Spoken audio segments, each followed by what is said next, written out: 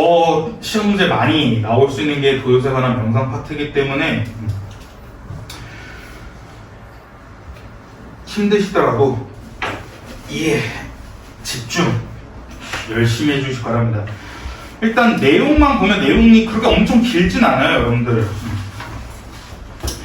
그러니까 도요새에 관한 명상이 제가 말씀드린 게 어려운 게 아니라 중요한 이유가 뭐냐면 시험 문제로 나올 게 너무나 딱 명확하게 보이고요. 그 다음에 플러스로 그 명확하게 보이는 시험 문제 출제 포인트들이 다 문제로 나오다 보니까 그래서 작품 자체가 어렵진 않습니다. 작품 자체가 정말 그냥 중요도 있게 시험 문제 나올 뿐이지 작품 자체가 어렵지 않기 때문에 좀 여러분들 조금만 더 잘 집중해서 봐주시면 좋을 것 같습니다. 자, 그럼 85페이지부터 봅시다. 85페이지 해제부터 차근차근 보도록 할게요. 자, 해제부터 차근차근 보시면 1970년대 산업화 과정 속에서 개발 독재가 은폐한 환경 오염에 관해 문제를 제기할 뿐만 아니라 우리 민족의 비극인 분단의 실상을 드러내고 있다. 모두 4부로 구성된 작품으로 본문에 제시된 부분은 세대의 집단 폐쇄를 통해 경제의 성장 우선 논리로 삶의 기반인 환경이 파견되는 실상과 북에 두고 온 가족을 그리워하는 아버지의 모습을 통해 분단의 문제를 잘 드러내고 있다라는 거고요. 그래서 이거 잘 기억해 두시고, 자, 그 다음에 핵심 정리의 성격 등을 보시면, 자, 70년대 후반 동진강 화구를 배경으로 하여 환경 오염으로 인해 철새 도래지가 파괴되는 실상을 사실적으로 그려내면서 개발 독재에 의한 산업화로 야기된 환경 문제에 대해서 생태학적, 비판적 시선을 드러내고 있다는 건데, 자, 여러분들 좀 생소할 수 있는 말인데 생태학적이란 시선도 꼭 알고 있어야 됩니다. 생태학적이 그냥 자연 친화적인 혹은 자연을 생각하는 시선이라 생각하시면 편해요. 자, 그 다음에 형광펜 칠하시고 별표 칠하셔야 되는데, 자, 시점 3번의 시점 형광펜 칠하시고 별표 3개 꼭 반드시 체크하세요. 자, 이게 도요새에 관한 명상의 출제 포인트 첫 번째입니다. 일단 뭐냐면 시점이 바뀝니다. 그러니까 여러분들이 일반적으로 알고 있는 문학 작품들 보시면 1학기 때 배웠던 봉봉이라는 작품 보시면 계속 1인칭 주인공 시점이었어요. 1인칭 주인공, 나라는 인물이 자기 얘기를 하는 1인칭 주인공 시점이었는데, 이 작품에서는 이러한 1인칭 주인공 시점에서 전지적 작가 시점으로 갑자기 확 바뀌게 됩니다. 그러니까 1부부터 3부는 각각 1인칭 주인공 시점이거든요. 그래서 서술자 나라는 인물이 자신의 얘기를 합니다.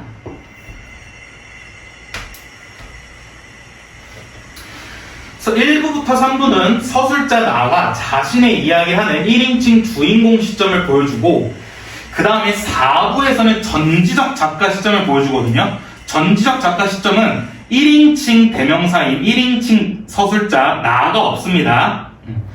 나가 없고 모든 인물의 시점과 모든 인물의 속마음을 다 알고 있는 전지적 작가 시점으로 4부에서 이렇게 시점이 바뀌게 되는데, 이렇게 바뀌는 이유가 뭐냐면요, 아까 말씀드렸던 것처럼 병식, 병국, 그 다음에 아버지의 각각 시선을 보여줍니다.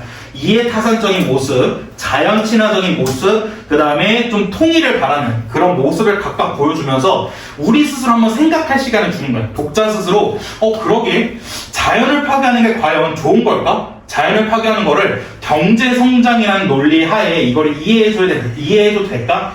혹은 통일을 해야 되나? 혹은 통일을 하지 않아도 되나? 이런 식으로 독자 스스로 한번 생각할 시간을 주고요. 그 다음에 마지막 4부 전지적 작가 시점에서 작가 본인이 생각하는 게 다 나옵니다. 일단 1부부터 3부 너네들이 한번 독자들 니네 스스로 한번 생각을 해봐. 그 다음에 4부에서 내가 내 시점에서 한번 얘기를 해줄게. 이게 바로 전지적 작가 시점이기 때문에 이렇게 시점을 바뀐 이유가 뭐냐면 독자 스스로 한번 작품을 생각하게 한 뒤에 작가가 본인의 얘기를 더 효과적으로 말하기 위해서 이런 식의 시점의 변화가 있다 보니까 이거 반드시 알고 있어야 됩니다.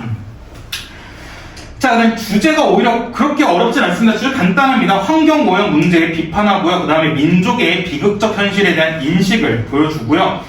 당대 공동체가 직면한 문제들에 작가의 의식이 투영되어 있음이 알 수 있는 작품이고요. 작가의 의식이 투영되어 있다 체크해 두시고, 성장 우선의 산업화 정책으로 인한 환경오염, 분단으로 인한 실향민의 고통, 순수한 인간성의 회복 등과 같은 문제들에 대해서 공동체적 해결 방법을 모색하고 있다는 겁니다.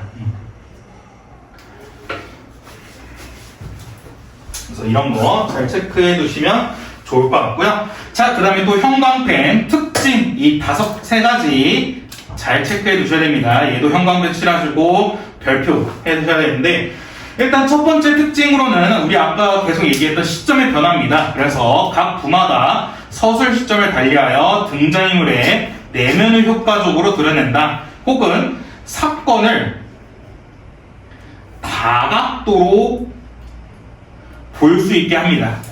그러니까 이게 병식과 병국, 그 다음에 아버지 시점에서 각각 얘기하는데, 이 철새 도래지, 이 철새 혹은 도요새 애들이 그렇게 파괴되는 모습을 병식의 시점, 병국의 시점, 아버지 시점 보여주니까 하나의 사건을 여러 각도로 보게 해주거든요. 그렇기 때문에 서술 시점을 달리하여 사건을 다각도로 보여주는 게 또 다른 특징이고요. 그 다음에 바다와 도요새 같은 매개물을 활용하여 인물의 성격과 심리를 효과적으로 제시한다. 그다음 각기 다른 가치관을 지닌 인물들을 통해 산업화 시대의 다양한 가치에 관한 독자의 판단을 유도한다는 것도 꼭 체크해 두시길 바랍니다. 자, 그 다음에 구성으로도 형광펜 역순행적 구성입니다. 역순행적 구성이란 게 무엇이냐? 바로 밑에 써 있는 것처럼 과거와 현재가 교차되는 역순행적 구성입니다. 그래서 여러분들 역순행적 구성이 생소하진 않습니다. 왜냐하면 1학기 때 배웠던 봉봄이 대표적인 역순행적 구성이었고요. 난 봉봄에서 역순행적 구성을 쓰는 이유가 하나의 사건을 좀 더 임팩트 있게 보여주는 거였는데, 여기서는 조금 이 사건을 다체적으로, 좀 입체적으로 보여주기 위해서 형성하고 있는 거였기 때문에 살짝 다르다라는 걸 생각하시면 될 것 같고요. 그래서 각 부마다 서술 시점을 달리하여 내면과 산업화 시대에 맞물린 정치적, 사회적 문제를 입체적으로 형성하고 있다. 이것도 체크해 주시길 바랍니다. 자, 그래서 간단하게 1부부터 4부 내용을 보시면 1부는 이제 병식의 입장입니다. 병식이 이제 동생이에요,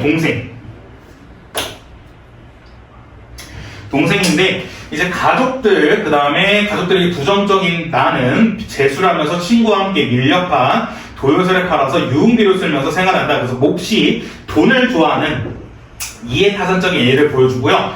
2부는 이제 병국이 이제 형인데, 형이 학생운동하다가 이제 대학에서 제적을 당합니다. 그래서 자책감을 가지고 하다가 환경오염 문제와 세대에 관심을 가지게 되고요. 그다음에 이제 우리 교과서에 있는 파트가 바로 여기입니다. 여기 위기 절정 3부가 바로 여러분들 교과서에 있는 파트인데, 아버지 시점입니다. 아버지 시점에서는 갈 수 없는 고향을 그리워하면서 환경오염 문제를 파헤치려고 군 통제 구역에 들어갔다가 붙잡힌 병국을 데리고 나오고요. 그다음 마지막 결말 부분에서는 얘는 이제 전지적 작가 시점인데,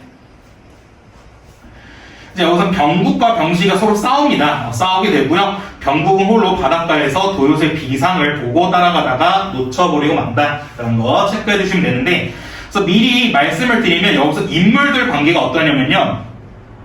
그러니까 병식이 이제 동생이었는데, 병식과 어머니가 좀 비슷하고요.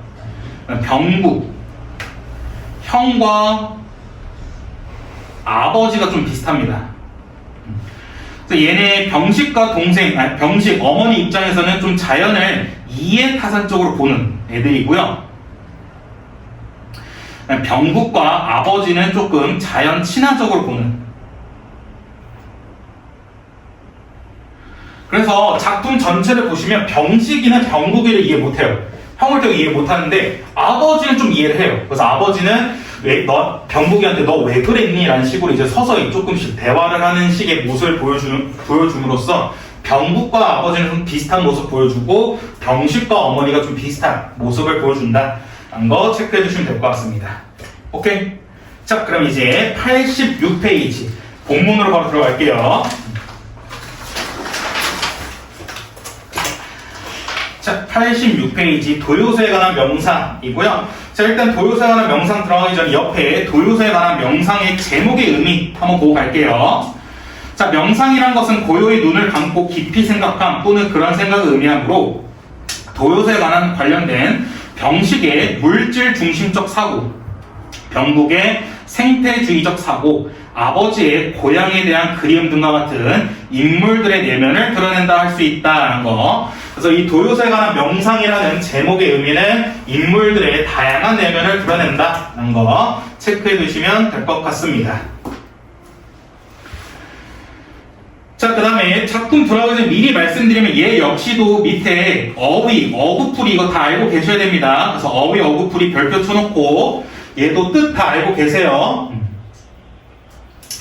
일단 여러분 학교 제일 시험 문제 많이 나왔던 건 동기간이랑 부침입니다. 동기간이랑 부침인데 동기간이 형제 자매고요. 부침은 이제 물속에 떠올랐다가 뭐 잠겼다 하는 거 그걸 얘기하는 건데 이게 그냥 단순히 물 위에 떠올랐다가 잠긴 게 아니라 시간의 흐름을 얘기한다는 점 꼭 체크해 주시면 될 것 같습니다. 자, 그럼 이제 본문 들어가도록 할게요. 앞부분의 줄거리부터 철새 도래지인 동진강 하구에는 언제부터인가 도요새가 사라지고 있다. 재수생인 병식이는 한데 이 병식이란 인물 자체가 어떤 인물이냐면 몹시 현실적이고 이해타산적인 인물입니다. 여러분 한 학년 선배, 지금 2학년 선배들은 이해타산적이라는 뜻을 몰랐는데 이해타산적이라는 것은 되게 계산적이다라는 겁니다. 좀 이게 자기가 손해보는 거 좀 싫어하는 그런 의미가 바로 이해타산적이에요. 그래서 용돈을 벌기 위해 친구와 함께 새를 인력하는 일을 하고요. 서울에서 대학을 다니던 형 병국은 시국 사건에 연루되면서 제적이 되고요. 그러다가 환경 문제에 관심을 갖게 됩니다. 그래서 여기서 알 수 있는 게 병국의 문제의식이 있다는 거 체크할 수 있고요. 병국이란 캐릭터는 이 사회 문제에 대해서 문제의식을 갖고 있는 친구다. 그런 거 체크할 수 있고요. 그래서 얘는 어떤 거냐면 그렇다 해서 그냥 이거 환경에 지금 잘못되었는데 환경오염이 이러면 안 되는데 라고 해서 거기서 멈추는 게 아니라 철새들이 사라지는 원인을 찾으려고 노력을 합니다. 그렇기 때문에 조금 적극적인 모습을 체크할 수 있어요. 그 다음에 아버지 나는 북의 가족을 두고 온 실향민으로 제시된 부분은 동진강 하구를 찾은 과거를 회상하는 장면이다 겁니다. 오케이. 자, 가부터 들어가는데 들어가자마자 바로 형광펜입니다. 동진읍에 정착했던 그의 가을이던가 라는 식의 지금 아버지의 과거 회상이 시작되는데 과거 회상이라는 게 무슨 말이냐면 따로 지금 현재에서 과거로 가는 역순행적 구성을 체크할 수 있습니다. 그러니까 현재 얘기를 하다가 갑자기 과거 회상을 하면서 현재에서 과거로 가는 역순행적 구성을 보여주는데 얘는 또 다른 말로 과거와 현재가 교차하는 입체적 구성이라고 합니다. 그래서 가의 첫 번째 줄부터 이 작품이 역순행적 구성이라는 것을 체크할 수 있겠고요. 그다음 또 다른 특징으로는 동진읍, 그해 가을이란 식의 시간적, 공간적 배경도 제시되어 있습니다. 동진읍, 그해 가을이란 식의 시간적, 공간적 배경이 제시되어 있다. 한번 체크해 주시면 될 것 같고요. 자, 그 다음에 전쟁 전 고향 땅에서 본 도요새 무리 동그라미 동진강 삼각주에서 발견했을 때 나는 마치 헤어진 부모와 동기관과 약혼녀를 만나듯 반가웠다라는 겁니다. 그래서 여기서 뭐뭐 만나듯 이라는 직유법 체크할 수 있고요. 그러니까 이 도요새 무리를 보고 좀 고향의 가족을 떠올리게 하는 매개체라는 걸 체크할 수 있습니다.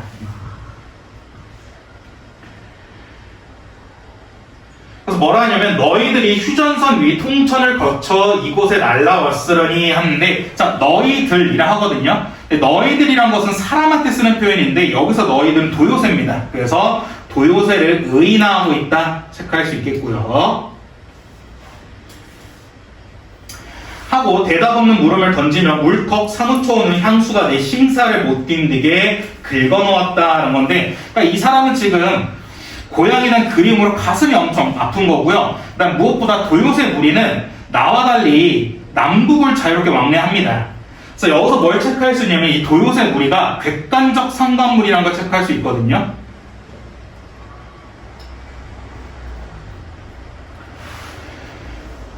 자, 객관적 상관물에 대해서 잠깐 위에서 얘기하자면 여러분들 객관적 상관물 정도는 알고 있어야 되는데 위에 객관적 상관물 잠깐 필기하면요. 객관적 상관물이란 것은 어떤 매개체를 통해 화자의 감정이 떠올리는 건데 이 객관적 상관물의 제일 첫 번째 빠따는 뭐냐면요. 바로 감정이입입니다. 이 감정이입은 화자와 대상의 감정 혹은 상황이 비슷한 거고요. 두 번째는 대조입니다. 대조는 화자와 대상의 상황과 감정이 서로 반대되는 거고요. 마지막 세 번째는 매개체인데 매개체는 대상으로부터 화자가 어떤 감정을 느끼는 겁니다.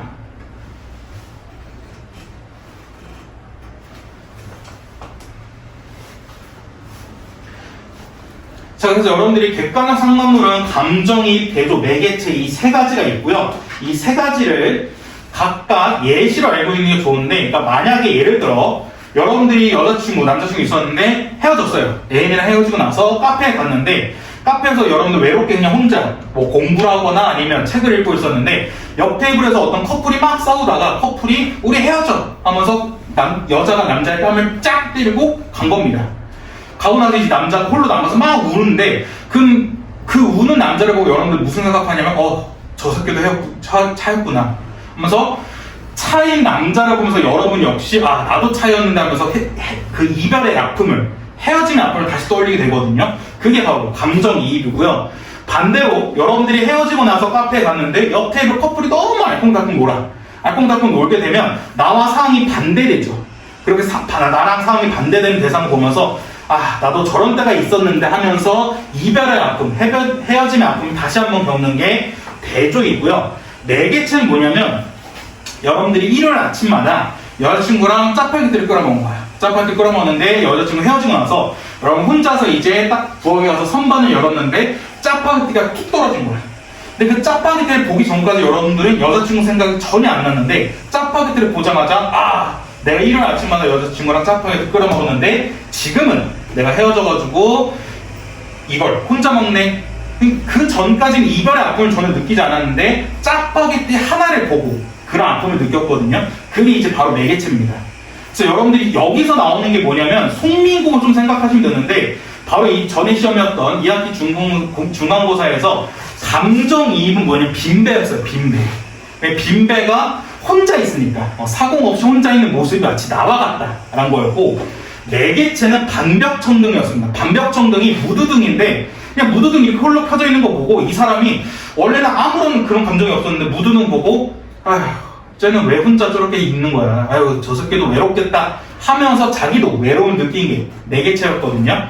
그렇기 때문에 여러분들 객관적 상관물 이 세 가지는 꼭 알고 있어야 되는 건데 그렇기 때문에 여기서 말하는 도요새 무리는 객관적 상관물이고요. 왜냐하면 이 도요새 무리를 보고 가족을 떠올리게 되었고 근데 반대로 이 도요새 무리는 남북을 자유롭게 왕래할 수 있지만 나는 못하기 때문에 그로 인해서 쓸쓸함, 절망감을 느끼고 있기 때문에 그래서 도요새 무리는 화자에게 혹은 서술자에게 쓸쓸함과 절망감 혹은 그리움을 가져다주는 객관적 상관물이다 라는 거 잘 체크해 주세요.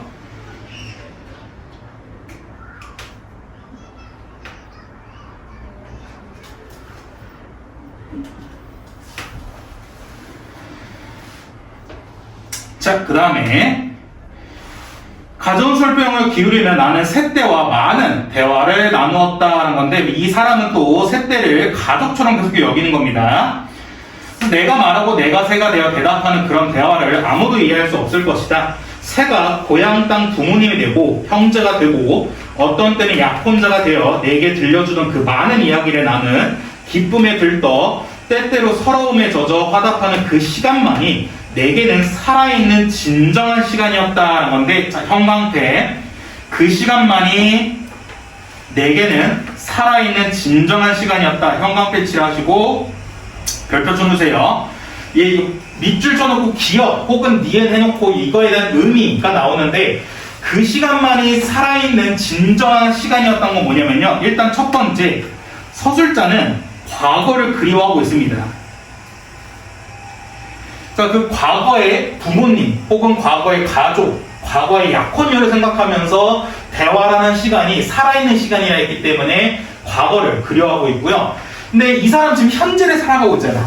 근데 현재를 살아가고 있는데 과거를 생각해야 살아있는 진정한 시간이라 생각합니다. 그럼 현재는 전혀 그런 시간이 아니라는 거죠. 그렇기 때문에 두 번째, 현재의 삶에는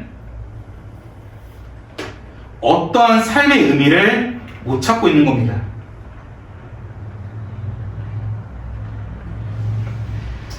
현재의 삶에는 어떠한 삶의 의미를 못 찾고 있는 게 바로 이 화자의 상황이다 라는 거 꼭 체크해 두세요. 그래서 그렇게 새와 대화라는 시간이 바로 화자에게는, 서술자에게는 살아있는 진정한 시간이란 것은 과거를 그리워한다는 거고, 현재의 삶에는 어떠한 삶의 의미도 못 찾고 있다라는 거. 자, 그 다음에 세월의 부침 속에 고향에 대한 내 향수도 차츰 식어갔다. 이제 새때가 부쩍 줄어든 동진강하고도 내 인생과 함께 황혼을 맞고 있었다. 동진강의 악취 풍기는 폐수로 변해버렸기 때문이다 라는 겁니다. 그래서 왜 갑자기 동진강 하구가 황혼을 맞고 있다는 건데, 황혼이란 게 뭐냐면 노을이라 생각하시면 되거든요. 근데 노을이란 게 거의 하루의 끝이잖아요. 그렇기 때문에 황혼을 맞이하고 있다는 것은 조금 이제 종말의 끝에 가까워졌던 건데, 왜 동진강 하구가 황혼에 맞고 있다는 거지 했더니 바로 악취 풍기는 폐수로 변해버렸기 때문이다 라는 식의 지금 환경 오염 때문에 동진강 하구라는 생태계가 파괴된 모습을 체크할 수 있는 겁니다. 그래서 이 폐수, 환경 오염이라는 소재 때문에 동진강이라는 생태계가 파괴되는, 그래서 동진강 하구가 황혼을 맞고 있는 모습을 나타내고 있고요. 그 다음에 이런 동진강이라는 공간적 배경은요, 이런 동진강이라는 공간적 배경은 바로 생태계가 파괴된 자연으로서 현실 문제를 비판하는 기능을 갖고 있습니다. 그러니까 지금 이 도요새 관한 명상은 이 환경 오염에 대해서도 얘기하고 있는데, 환경 오염이라는 현실 문제를 비판하기 위해서 동진강이라는 공간적 배경을 활용하고 있다는 것도 체크해 주시고요.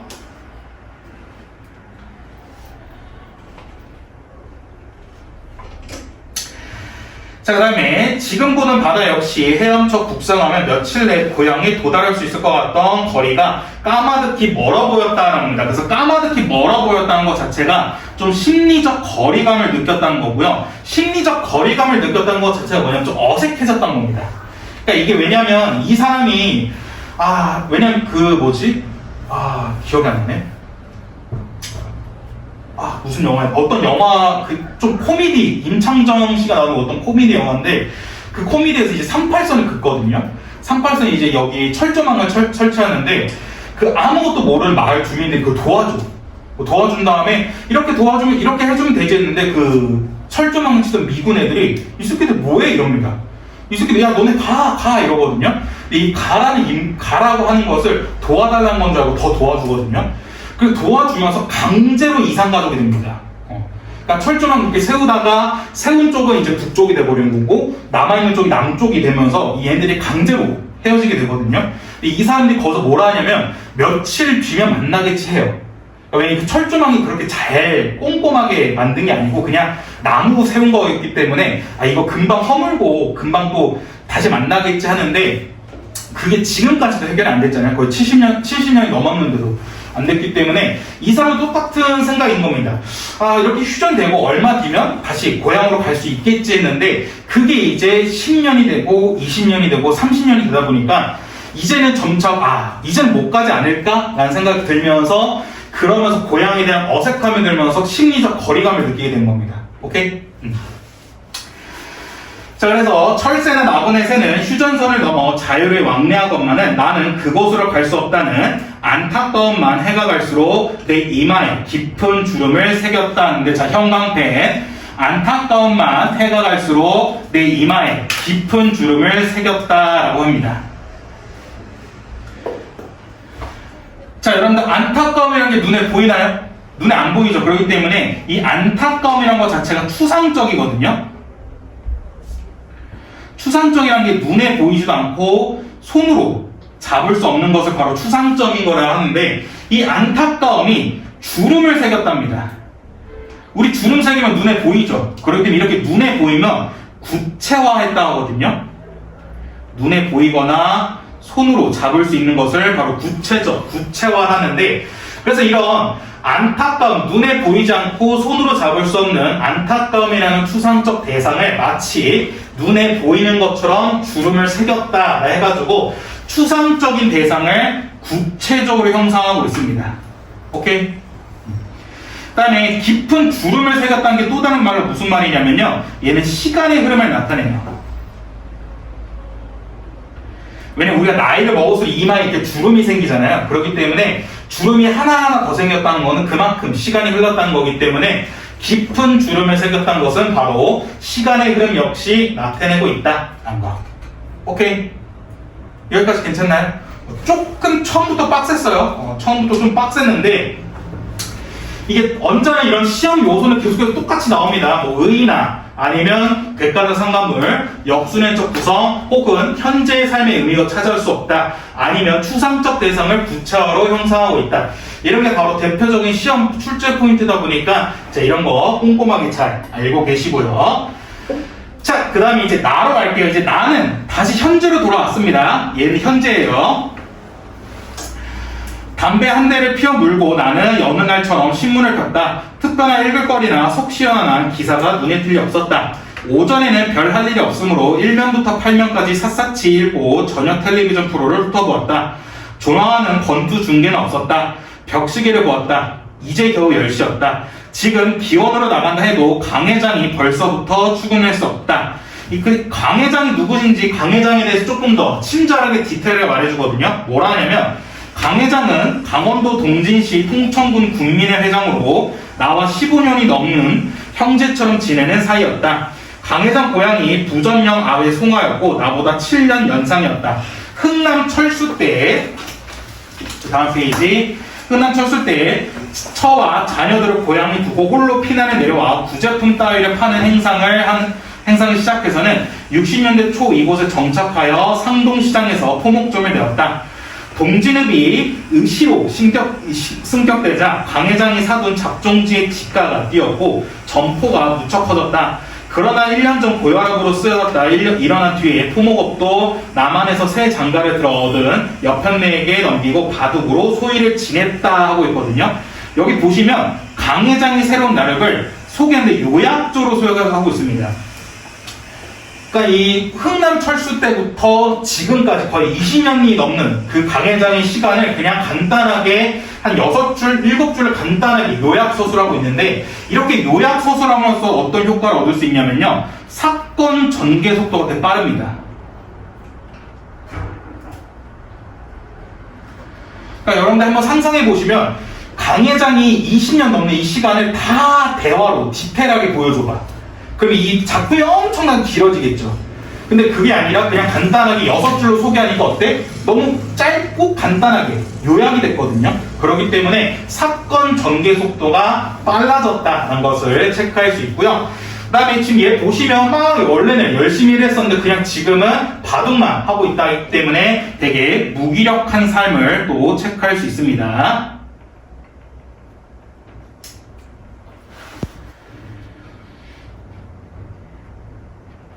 자, 그 다음에 그 위에 빼먹고 넘어갈 뻔했는데, 동진읍이 시로 승격되자라는 건데, 이 시로 승격되는 게 무슨 말이냐면요, 인구와 규모가 엄청 커졌다는 겁니다.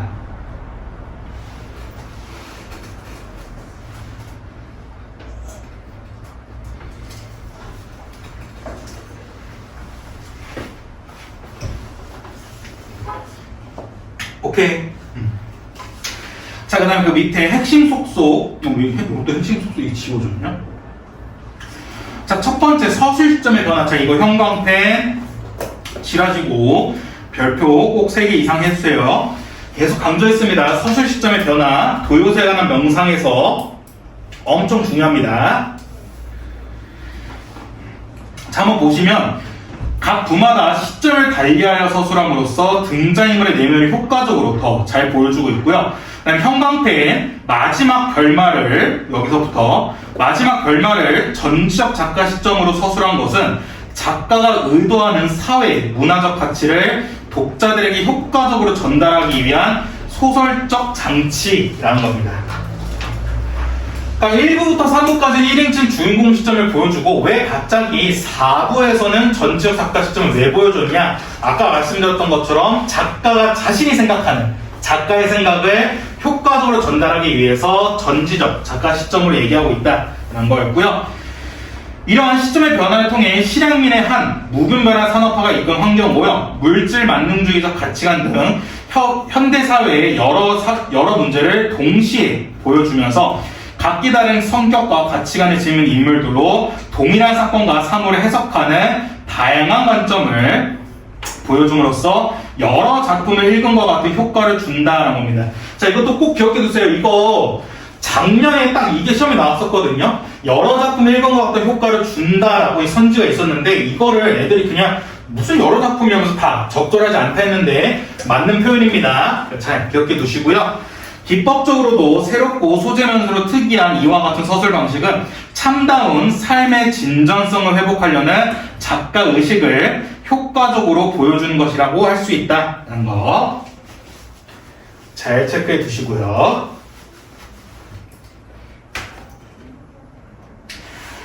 자, 그 다음 그 밑에 작품 전체에 나타난 도요새의 의미. 자, 얘도 형광펜 칠하시고 도요새의 의미 꼭 체크해 두세요.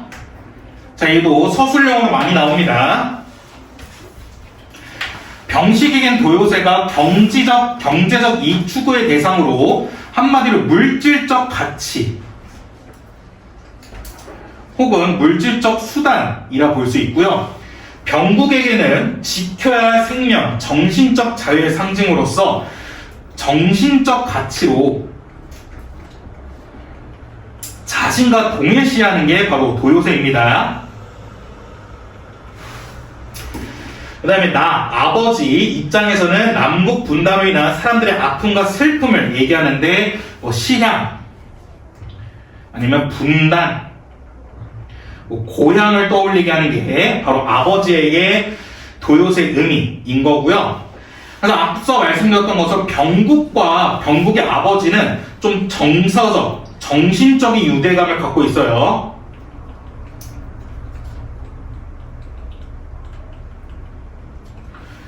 왜냐면 이런 병국의 환경 오염에는 문제의식을 다른 사람 다 이해 못하는데 아버지는 좀 이해합니다. 아버지는 좀 이해해주고 그다음 무엇보다 뒤에 보시면 아시겠지만 아버지가 이걸 좀 옹호해주긴 해요. 그렇기 때문에 그거 체크해두시면 될 것 같고요. 자, 그 다음 페이지 88페이지 보시면 자, 다부분 보시면 내가 신문 바둑난을 꼼꼼히 들여다보고 있을 때라 대문 초인종이 길게 울렸다는 건데 자, 얘도 새로운 사건이 지금 시작된다는 거여서 긴장감이 조성이 되죠. 그래서 마루 끝에 껌을 씹으며 라디오 유행가를 듣던 종옥이가 대문으로 달려왔다. 초인종 소리를 보아 두 아들 녀석 같지 않고 옆에 내가 또 뭘 빠뜨리고 나갔다가 황방이 돌아왔으면 싶었다. 누구세요? 종옥이 철문 세빗장을 당그락거리며 물었다. 김병국이라고 이 집에 살지요. 바깥에 무뚝뚝한 목소리였다. 종옥이 문을 열자 장교와 사병이 집 안으로 들어섰다. 장교는 중이었고 사병은 상등병이었다. 둘의 거동이 당당하다가 사병은 총을 메고 위장망을 씌운 철모를 씌고 있었다. 내 가슴이 철렁했고 오른쪽 턱에 경련이 왔다. 전쟁 때 철원 전투에서 왼쪽 다리에 중상을 당한 뒤부터 놀랄 때나 흥분하면 부경간 심정에 실족증이 나타났다라는 건데 이 실족증이 말을 좀 더듬는 거거든요. 그렇기 때문에 이 나란 인물이 전쟁에 참전해서 부상으로 지금 후유증을 겪고 있다는 걸 체크할 수 있고요. 병국이가 제 어미에게 돈을 못타 내다 보니 내게 5,000원을 돌려달라는 게 그저께였다. 내가 강 회장한테 돈을 빌려 애놈한테 주었는데 녀석이 그 돈으로 무슨 말썽을 피웠구나 라는 생각이 들었다 해가지고 지금 군인이 찾아온 이유를 추측하고 있는 겁니다. 아무래도 돈 때문에 뭐 사고를 쳤나 하면서 이유를 추측하고 있는데, 나는 엉거주춤 마루를 나섰다. 이런 종류의 일은 올여름 들고 벌써 2차례였다라는 겁니다. 그러니까 이게 뭐냐면 지금 병국이 무슨 사고를 쳐가지고 사람이 찾아온 게 첫 번째가 아니라는 거거든요. 이번에 두 번째라는 거고, 이번이 두 번째라는 건 첫 번째 사건은 어떤 사건이냐 해가지고 지금 라에서부터 그 첫 번째 사건에 대해서 얘기하는데, 지난 여름 해가지고 똑같이 과거 해상함으로써 얘도 역순행적 구성을 체크할 수 있어요.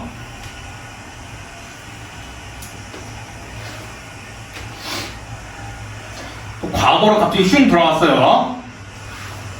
한창 더위가 칠 무렵이었다. B 공단 성창 비료 석유 공장 노무 과장이 어깨에 벌어진 젊은이 셋을 거느리고 느닷없이 집으로 들이닥친 일이 있었다. 그날은 종옥이가 시장에 가고 없어 나홀로 집을 지키는 잠이었다. 김병국이라는 작자가 누구요? 도대체 어떤 위인인지 상판이나 좀 봅시다 하는 건데, 이 위인이란 게 좋은 말이잖아요. 근데 이 사람들 지금 입장에서 위인이 조금 반어적으로 쓰인 표현이죠. 그렇기 때문에 반어법 체크할 수 있고요.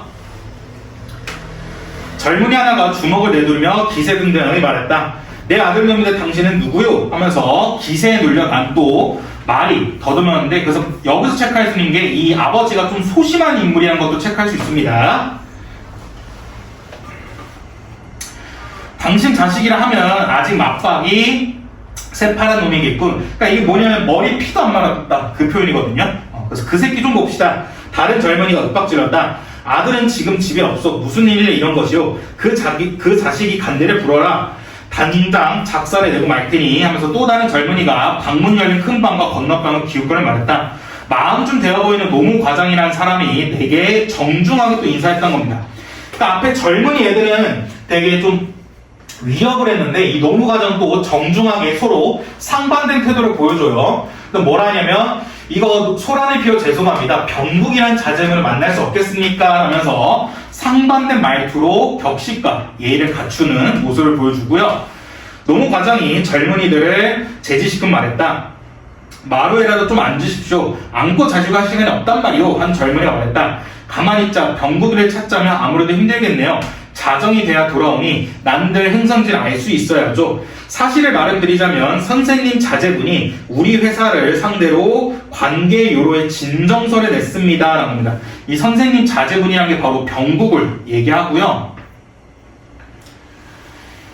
이 진정서를 낸 건데, 이 진정서가 바로 갈등의 원인으로 이 노무 과장이 병국을 찾아온 이유입니다. 이 진정서라는 게 뭐냐면 그냥 한마디로 컴플레인을 건 겁니다. 컴플레인 걸었는데 이 공장한테 건 게 아니라 이걸 이제 공공기관, 뭐 구청이나 아니면 시청에 제출했다는 겁니다. 근데 노무 과장이 찾아온 이유를 설명했다. 여기 시보건과에 접수한 진정서 사본 좀 보십시오. 노무 과장은 마루에 걸터 앉아 주머니에서 복사판 서류를 꺼냈다. 종이를 받았는데 내 손이 떨렸다는 건데, 이게 좀 걱정과 불안감 때문에 이렇게 손이 떨린 거죠. 방 안으로 들어가 돋보기 안경에 낄틈도 없이, 그러니까 마음이 급해서 바로 봤다는 겁니다. 그래서 희미한 글자를 대충 훑어보았다는 거고, 그 다음 페이지 마부분. 성창 비료 석유 공장은 연간 40억 규모의 흑자를 내고 있으면서도 폐기 처리 과정에 대해 근본적인 개선책이 전혀 없음이 입증되었다는 건데, 그러니까 이 폐기 처리 과정을 미흡하게 하고 있다는 거고, 이게 바로 병국이가 진정서를 낸 이유란 거죠.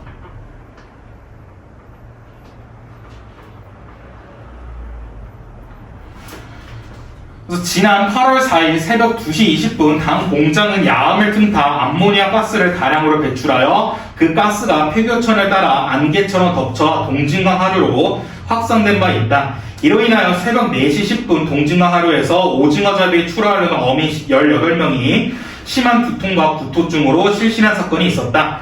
당사는 기계 밸브가 고장나서 가스가 샜다고 변명했지만 이런 사건은 일주일을 주기로 이미 수십 차례 반복되었음이 입증되며 이로 미루어 보았을 때 당사는 일부러 밸브를 틀어 못쓰게 되는 가스를 배출하고 있음이 객관적으로 입증되었다라고 한 건데 이게 바로 지금 환경보호가 전혀 안 되고 있다라는 걸 얘기하고 있는 거죠.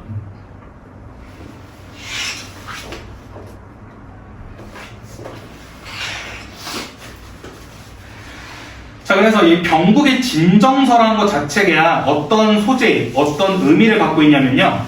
환경오염의 심각성 혹은 현실의 문제점을 지적하고 있다라는 거 체크해 두세요. 병국의 진정서라는 것은 환경오염의 심각성, 현실의 문제점을 지적하고 있다는 거.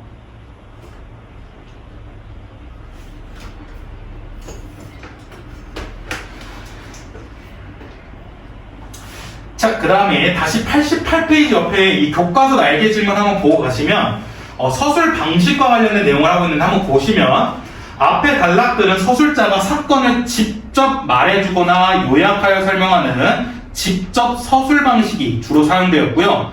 이 단락에서는 등장인물의 대화를 제시하는 간접적 제시 방식으로 바뀌었다. 이는 간접적 제시 방식이 인물의 행동이나 심리를 생생하게 묘사할 수 있고 사건을 보다 극적이고 현장감 있게 제시하기 때문이다라는 건데, 그래서 이 밑에 이거 한 번만 정리하고 갈게요. 직접 제시와 간접 제시의 차이점. 자, 여러분 이거 알고 있어야 되면 이게 작년인가 서술형으로 나왔었거든요.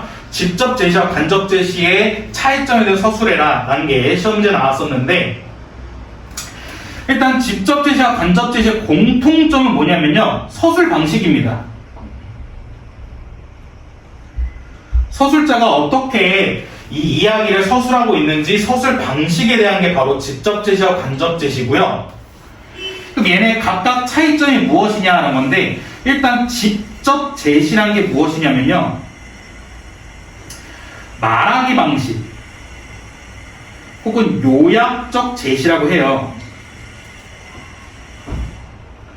그러니까 이거 뭐냐면 인물에 대해서 그냥 직접 바로 다이렉트로 말해주는 겁니다. 그러니까 예를 들어 승훈이는 나쁜 놈이다 하는 거야.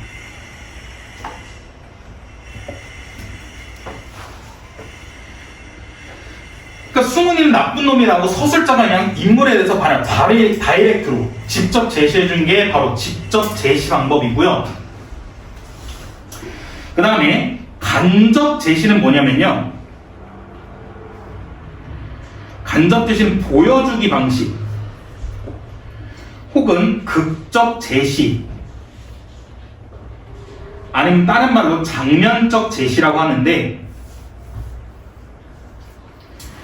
이건 뭐냐면 예시가 승훈이는 지나가는 할머니를 때렸다.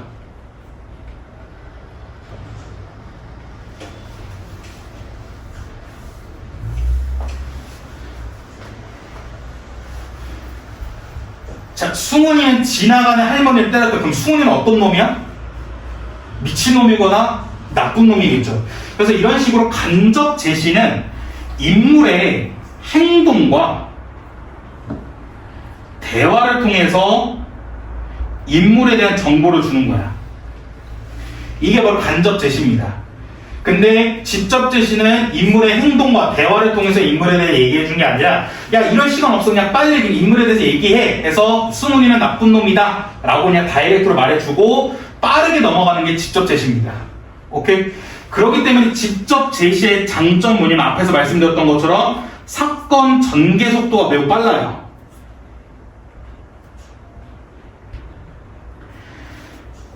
그러니까 하지만 단점이 뭐냐면 상상력을 제한시켜요. 독자의 상상력을 제한시키고, 다른 말로는 구체성을 잃기 쉬운 거거든요. 이게 무슨 말이냐면, 승훈이는 지나가는 할머니를 때렸대. 근데 이걸 우리 한번 상상해보면, 알고 보니까 이 할머니가 승훈이의 원수일 수도 있잖아. 이 할머니가 승훈이의 부모님을 죽인 원수였기 때문에 승훈이는 복수심에 할머니를 때린 걸 수도 있잖아. 그럼 그럴 거면 승훈이는 나쁜 놈이야, 착한 놈이야? 이럴 거면 또 착한 놈이겠죠.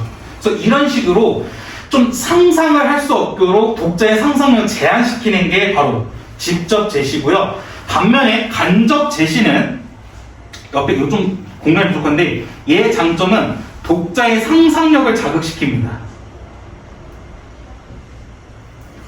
왜냐면 지나가는 할머니를 때렸어? 지나가는 할머니가 어쩌면 승훈이에게 나쁜 짓을 먼저 할 수 있지 않았을까? 하면서 막 이런 식의 독자의 상상력을 자극시키는데, 반면에 어떤 단점이 있냐면요, 좀 명확하게 드러내기 어렵습니다.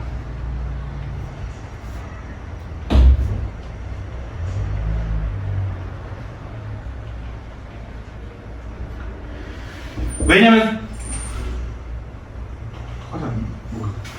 서술자 입장에서는 승훈이가 나쁜 놈이다라는 걸 보여주고 싶은데, 독자가 상상을 해가지고 알고 보니까 할머니가 나쁜 놈이어서 승훈이 사실 착한 놈 아닐까? 이런 식으로 하게 되면 서술자가 드러내려던 이야기를 명확하게 드러내기 어렵기 때문에, 그래서 이런 식의 간접 제시는 명확하게 좀 드러내기 어렵다라는 단점을 갖고 있습니다. 오케이? 자, 그래서 이것도 지금 작년에 시험법, 작년인가 재작년인가 그때 그 서술형으로 나왔었기 때문에 잘 기억해 두셔야 되고요. 자, 그 다음 페이지, 다시 89페이지로 돌아와서 89페이지 이거 하나 보고 갈게요. 1번의 서술 방식의 장면적 제시. 이게 바로 아까 말씀드렸던 극적 제시, 간접 제시인데, 얘는 인물의 행동과 대화를 통해서 사건을 제시하는 방식인데, 행동과 심리를 생생하게 묘사함으로써 극적이고 현장감 있게 보여준다는 거. 혹시나 해서 말씀드리면, 여러분, 극적이란 표현이 뭐냐면요, 이게 연극이란 겁니다. 연극. 그러니까 여러분들 뭐 뮤지컬이나 이런 거 보면, 뮤지컬이나 연극 같은 데 보시면 인물에 대해서 서술자가 말해주는 사람이 없거든요. 그렇기 때문에 인물이 내가 어떤 성격인지 보여주려면 인물이 본인의 행동이나 대화를 보여줘야 되기 때문에, 그렇기 때문에 되게 연극적이다라고 하는 겁니다. 그러니까 이 앞에 연이라는 말이 생략돼서 여러분들이 좀 극적이라는 말에 헷갈릴 수 있는데, 극적이라는 말 자체가 연극과 비슷하다는 겁니다. 자, 그 다음에 또 맨 마지막 밑에 가시면 이 글에 드러난 갈등과 공동체의 삶의 문제 이렇게 나와 있는데, 공단 사람들과 경북은 지금 개발에 따른 환경 오염이라는 공동체적인 문제와 그로 인한 갈등의 모습을 구체적으로 형상하여 인물들을 통해 보여주고 있다는 거 체크해 주시면 될 것 같습니다. 페이지 후딱 교육생활 항상 더 진행하도록 할게요. 90페이지 이제 바본부터 보시면, 정신병자가 쓴 낙선 더 읽을 필요가 없습니다 라고 하는데, 여기 보시면 이 낙서가 바로 진정서죠. 그렇기 때문에 여기서 또 체크할 수 있는 게 인물의 태도가 대비된다는 걸 체크할 수 있습니다. 그럼 경북의 입장에서는 되게 환경 오염에 좀 책임을 지려는 문제의식을 갖고 있는데, 공장 측에서는 전혀 환경오염에 무책임하면서 진정서 수용 내용을 수용할 의사가 전혀 없는 모습을 보여주고 있고요. 그 다음에 좀 중요한 부분만 빨리빨리 보고 갈게요. 그 다음에 또 봤더니 노무관을 말하는 게, 알고 보니 자제분은 이 방면에 상습범이더군요 라고 하고 있습니다. 근데 이게 여러분들이 생각하기에 잘못되었다고 구청이나 시청에 문제 제기를 했다 해가지고 범죄자 취급은 아니잖아요. 근데 이 공장층은 상습범이라 해가지고 경북을 뭐라 하고 있냐면 범죄자 취급하고 있습니다.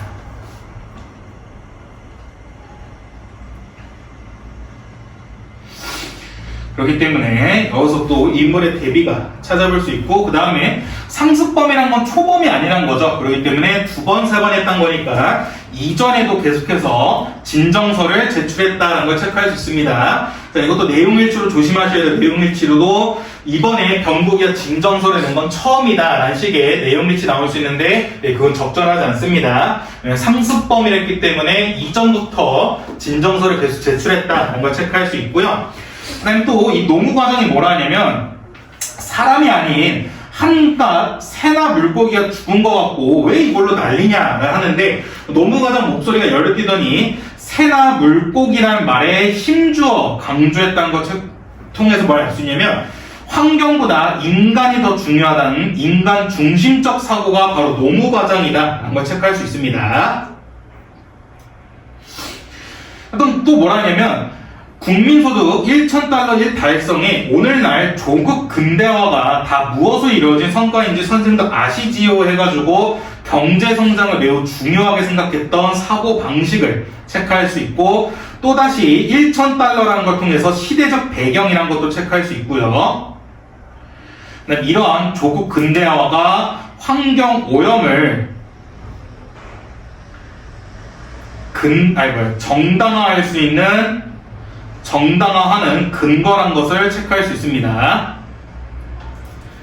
그러니까 이런 공장 측 사람들은, 아니 그 환경을 그까짓 뭐라고, 사람이 죽은 것도 아니고, 그다음 무엇보다 우리가 그 환경 오염이건 뭐건 간에 조국 근대화, 경제 성장했으면 된 거 아니야 해가지고 본인들의 환경 오염을 정당화하는 근거로 조국 근대화를 얘기하면서 시대적 배경을 또 체크할 수 있는 겁니다. 오케이. 자, 그래서 옆에 교과서 날개지문 보시면요, 병국과 이 노무 과장의 가치관이 어떻게 다르냐 하는 건데, 노무 과장은 경제 성장이 더 시급한 경제 성장 중심의 가치관을 지니고 있고, 이와 상반되는 생태주의적 관점은 바로 병국이다 라는 거 체크할 수 있습니다. 노무 과장은 옆에 하나 더 추가하면 인간 중심적 사고도 갖고 있죠. 사람이 죽은 것도 아니고 사람이 피해본 것도 아니고 한낱 새나 물고기가 뭐 그리 중요하냐, 이런 식의 인간 중심적 사고 역시 체크할 수 있습니다. 자, 그 다음에 다른 젊은이가 내 눈을 찌르도 손가락질했다 하면서 빈대 잡겠다고 초과상관 태우겠다는 미친놈 짓거리를 이번엔 뿌리를 뽑아야 돼 하고 있는데, 이 빈대가 있는 작은 벌레거든요. 이 작은 벌레 잡겠다고 집을 다 불태우는 겁니다. 이게 말이 안 되는 거죠. 그렇기 때문에 관용적 표현, 속담을 쓰는 게 바로 관용적 표현인데, 관용적 표현을 씀으로써 자신의 주장을 얘기하고 있는데, 이 빈대, 조그만 것은 바로 새나 물고기를 살리는 환경 보호를 얘기하고 있고요. 초과상관이 바로 경제성장, 조국 근대화를 얘기하고 있다는 거고, 이 뿌리를 뽑아야 돼, 이거 역시 하나의 관용적 표현이죠. 하나의 속담 혹은 관용어 같은 관용적 표현이 쓰이고 있다는 거고요. 근데 그런 다음에 이 노무 과정이 여기서 끝내는 게 아니라 뭐라 하냐면요, 이번 문제는 명예훼손으로 볼 수밖에 없다라고 하면서 오히려 적반하장식으로 나오고, 그다음 문제의 본질을 호도합니다. 호도가 이 문제의 본질을 바꾼다는 거거든요. 그러니까 여기서 문제의 본질은 환경 오염을 시켰다 이건데, 얘네들은 그걸 이제 살짝 바꿔가지고 우리 노력했는데 환경 오염은 어쩔 수 없었다. 그러니까 우리는 너네들을 명예훼손으로 고소할 거다, 이런 식의 본질을 호도하고 있는, 적반하장하고 있는 모습을 보여주고, 그래서 뭐라 하냐면, 이거는 우리가 안 한 게 아니라 기계 고장이다 하면서 책임을 회피하면서 얘기하고 있고요. 그래서 뭐라 하냐면 맨 마지막에 명예훼손으로 자제분을 고발할 수밖에 없다 하면서 이제 은근하게 협박을 하고 있습니다. 오케이. 자, 그 다음에 앞에서 제가 또 뭐 얘기냐면, 병국이랑 이 아버지가 정서적 유대감을 갖고 있으면서 이 아버지가 병국에 좀 옹호해주는 모습이 있다 했었거든요. 그 모습이 어디 나오냐면 바로 여기입니다. 이 사위에 그동안 병국이는 용케 집으로 돌아오지 않았다는 겁니다. 그래서 병국이가 오지 않아서 한편으로 다행이다라는 식의 병국이를 옹호하려는 아버지의 심리를 체크할 수 있는 게 바로 다 부분의 맨 마지막 파트입니다. 오케이. 자, 그래서 이게 이제 첫 번째 사건이었고요. 이 앞에서 말했던 이렇게 사람 찾아온 게 두 번째 일이었는데 이 첫 번째 일이 바로 노무과장 찾아온 일이었고 이제 이 두 번째 일에 대해서 얘기하는데 바로 이 4부분이 다시 과거에서 현재로 돌아오는 시점입니다. 그래서 현재에서는 그 군인들이 찾아왔었죠. 그렇기 때문에 이 군인들이 찾아온 현재 사건을 다시 보여줍니다. 뭐라 하냐면 보호자로서 저희 부대까지 동원해 주셔야겠다라고 얘기를 하고 있고요. 그 다음 페이지. 그래서 이걸 왜 이 사람들 왜 찾아왔지 했더니 여기 보시면 아드님이 통금 시간에 우리 통제 구역으로 무단 출입했다. 선생님도 알겠지만 그 시간에 무단 출입자는 부대 측에서 발포할 권한이 있다라는 식의 지금 통제나 안보를 중시하는 사회적 분위기가 드러남으로써 이 나를 찾아온 이유가 나와 있죠.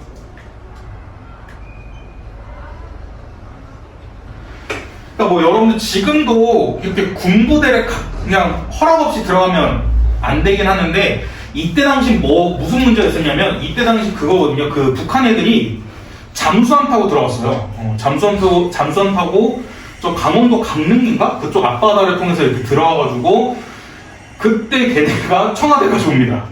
청와대까지 와가지고 그래서 이때 걔네들 한 게 박정희의 목까지를 따겠다 해가지고 진짜 찾아왔을 때 했는데 이때 그러니까 왜 이 정도로 나뉘냐면 그때 엄청나게 사람이 많이 죽었어요. 엄청나게 사람이 많이 죽은 이유가 뭐냐면 이 북한군 애들이 복장을 이 우리나라 군대 복장이 입고 온 거예요. 그러니까 피하 식별이 안 돼. 쟤네들이 적군인지 아니면 우리 팀인지 구별이 안 돼요. 그러니까 일단 쏴보고 한 겁니다.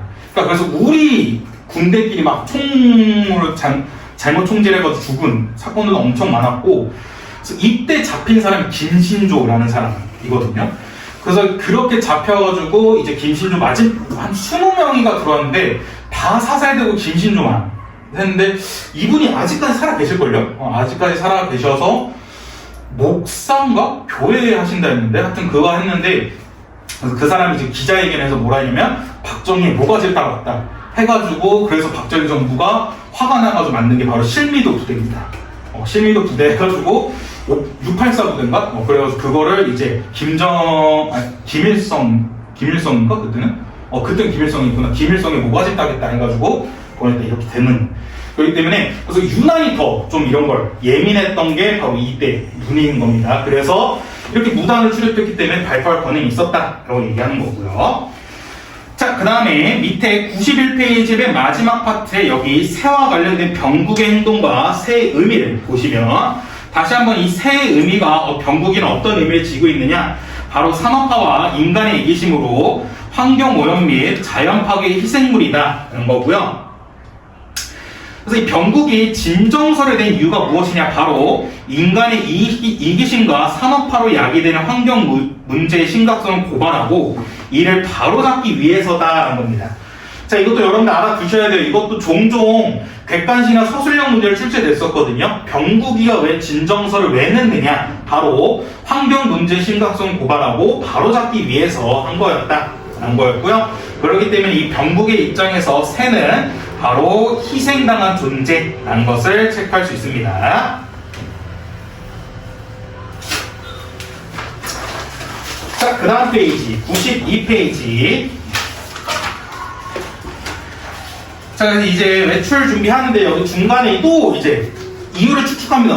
왜 부대에 들어간 거지 했는데 녀석은 무슨 조사를 위해서 혹은 수질 오염과 관련하여 경계 지구 안으로 잔입해서 틀림없었다 하면서 큰 문제가 아니라고 판단합니다.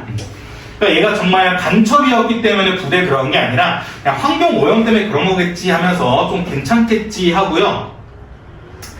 일단 너무 분위기가 이제 딱딱하니까 뭐라냐 아버지가 먼저 자기소개를 합니다. 나 한국전쟁에 참여했던 상위군이다 하면서 나는 26해 전 전역된 대위 출신이다. 1952년 1월 천안전투에서 중상 입어 현재도 상위전으로 연금 혜택을 받고 있다. 현역 시절 무공 훈장을 3개나 받은 적이 있다 하면서 자신의 이력을 소개하면서 좀 긴장감을 완화합니다. 그러니까 이 군인들 입장에서 자기들한테 선배님이겠죠. 그렇기 때문에 조금 분위기를 풀려고 이런 얘기를 하고요. 그다음에 이제 사람들이 어떻게 하냐면 이 중위가 동지적 친근감을 또 보여줍니다. 뭐라 하냐면 그러면 상사님이시겠군요. 상사가 이제 자기보다 윗사람을 얘기하는데 저보다 윗사람이겠군요 하면서 공손히 응대를 하고요. 그다음에 이제 또 호칭이 달라졌습니다. 그 전까지는 이제 김병국 아버지냐 했는데 이 다음 파트에서 뭐라 하냐면요. 그렇지? 여기 가족 관계를 파악하려 선배님을 부른 것 같아요 라는 식으로 지금 조금 호칭이 부드러워졌습니다.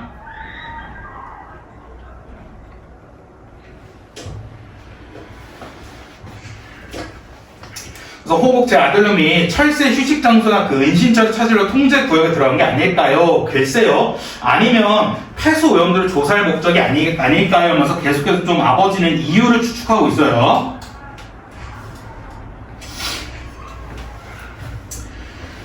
자, 그러고 나서 뭐라 하냐면 경찰서를 이첩되는 거냐면 경찰서를 이첩되면 뭐 되냐면 이제 빨간 줄이 생깁니다. 빨간 줄이 생기기 때문에 좀 걱정되는데 이 군인들이 뭐라 하냐면 가보시면 아시겠지만 저희 파견 대장님이 무척 인간적이십니다 라고 한다는 건 뭐야? 꼭 반드시 법대로 해결한다는 건 아니다.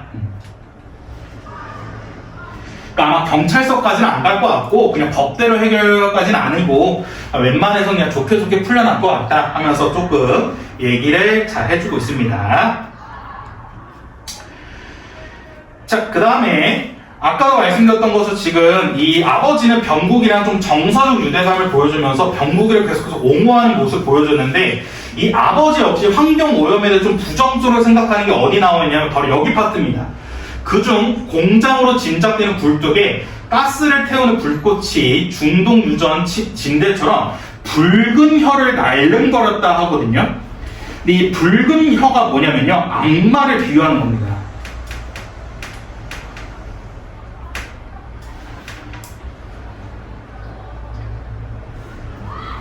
그래서 여기서 뭘 체크할 수 있냐면 좀 산업화에 대한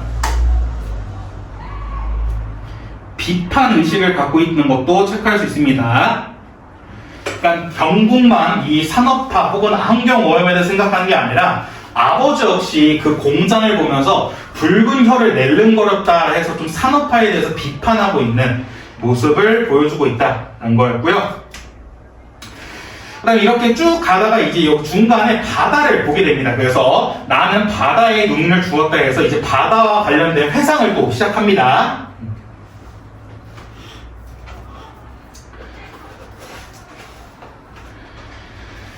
자, 그 다음 93페이지 차 부분, 큰 꿈, 그렇다 해가지고 또 과거 해상 또 시작돼요. 그래서 또 여기서 역순의 쪽 구성.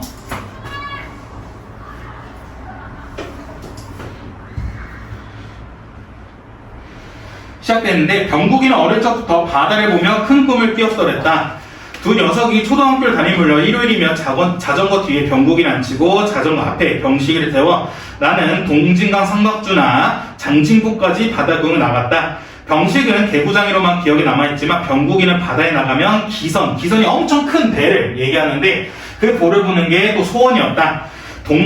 동남안이 공업화에 거센 물결을 타자 한갓 고래잡이였던 기지였던 장진포가 공사를 마쳐 몇만 톤급 배까지 들어오게 되면서 그 당시는 고래잡이 배가 큰 배였다라고 얘기해서 여기 동남아부터 큰 배였다까지 경제 개발, 산업화로 인해서 좀 도시가 확장된 모습을 보여줍니다. 이것도 한번 시험에 나왔습니다. 거센 물결이라는 게 진짜 거센 물결이 아니라 좀 이제 흐름을 탔다 해서 은유법 쓴 거죠.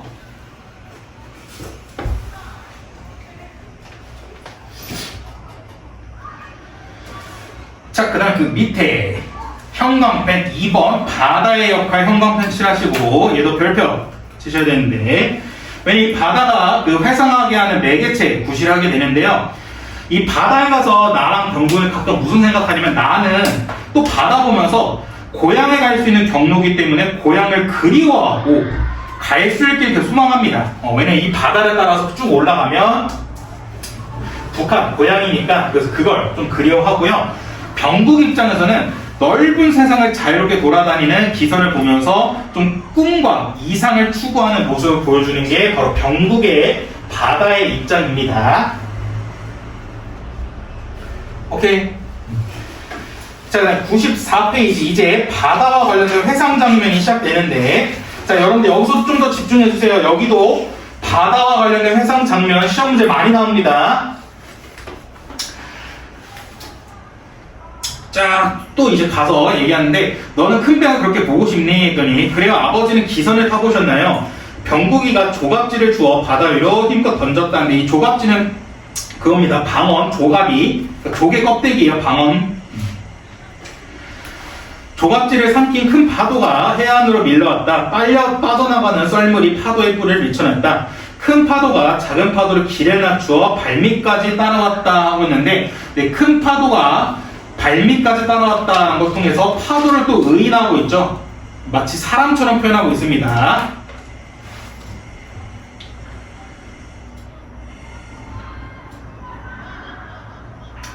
하면서 또 이제 아버지의 옛날 이야기와 관련했는데, 여기 해방 전부터, 해방 전 나는 오사카에서 전문학교를 적을 두고 있었다. 태평양 전쟁 말기 조선이 강제합병 제도가 실시되지 않았다면 나는 종전을 그곳에서 맞을 뻔했다. 1944년 여름 나는 고향으로 돌아왔던 것이다. 해방은 금강산 유점사 말사인 마하연에서 맞이했다. 이듬해 나는 대학을 다니는 거 서울에 갔다 해가지고 자신의 과거를 회상하면서 요약적 제시를 보여줍니다. 그러니까 자신이 어렸을 때, 젊었을 때 시절을 요약해서 또 보여주고 있고요. 또 뭐라 하냐면, 이제 병구가 통일되면 우리 그런 배 타고 아버지 고향으로 가자라고 하면서 또 고향에 대한 그리움 보여줍니다. 계속.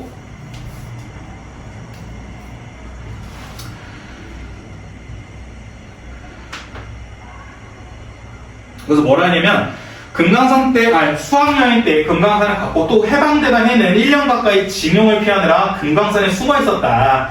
그러니까 병국이가 금강산이 세계에서 가장 아름다운 산이라면서요. 물론 그림으로도 나는 금강산만큼 아름다운 산을 본 적이 없어. 너도 들었지? 삐쭉삐쭉한 봉우리가 1만 2천 개나 된다는 건 말이야. 참 볼만하지. 내금강만 하더라도 제일 높은 비룡봉이며 명경대, 동석대, 망군대 등등등 이 금강산의 지명을 엄청나게 열거하는데, 이렇게 열거하는 이유가 뭐냐면 엄청나게 그리워한다는 걸 체크할 수 있겠죠.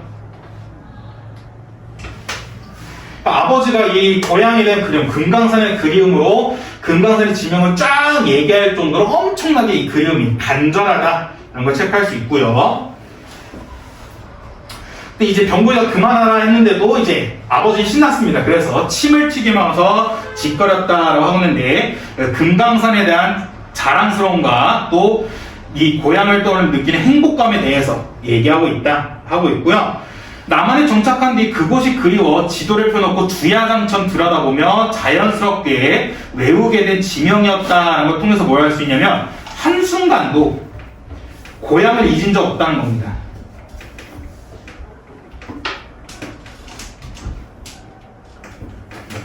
한순간도 고향 잊은 적이 없다는 것은, 왜냐하면 남한에 와서 매일매일 이 금강산에 대해서 지도를 보면서 주야장천 봤다는 걸 통해서 한순간도 고향을 잊은 적 없다, 그런 걸 체크할 수 있고요.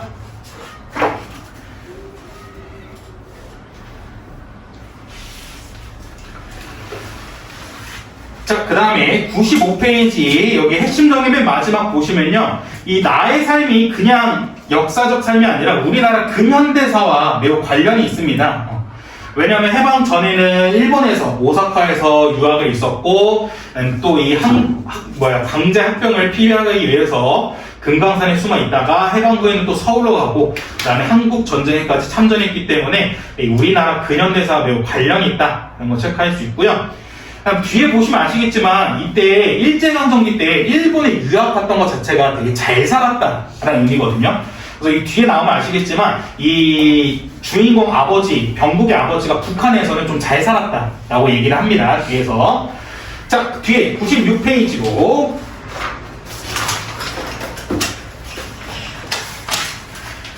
가시면, 이제 아버지 저 바다 따라 북으로 올라가면 금강산 닿겠네요. 그래서 이 바다가 바로 고향으로 갈 수 있는 경로인 걸 체크할 수 있고요. 당연하지, 갈 수 있단다 하고, 그 다음에 해방 전에 네 할아버지가 그곳은 큰 어장을 하고 있었다 해가지고, 여기서 아까 제가 방금 말씀드린 경제적으로 되게 잘 살았다는 것도 체크할 수 있습니다. 지금 살아계신다면 연세가 59, 내년에 환갑이겠구나 하고 있고요. 그 다음에 자, 형광펜 갈매기 2마리 체크해 두시면 이 갈매기 2마리가 해안선을 따라 북쪽으로 날아가고 있었다라는 건데, 그래서 이 갈매기가 나와 대비가 됩니다. 왜냐하면 이 갈매기는 자유롭게 북쪽으로 갈 수 있기 때문에. 그렇기 때문에 이 갈매기 2마리라는 객관적 상관물을 통해서 또다시 나는 고향에 대한 그리움, 향수를 떠올리게 됩니다.